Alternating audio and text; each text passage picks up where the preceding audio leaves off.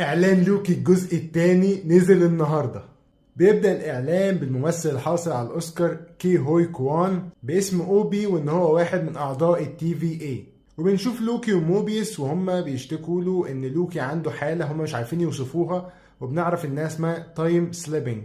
ايه التايم سليبنج؟ ان لوكي في اي لحظة ممكن ينتقل لاي زمن ما بين الماضي والحاضر، ومش عارفين ده حصل بسبب مين ولا بسبب ايه. واضح ان النقطة دي هي اللي هتحرك الاحداث في الجزء ده.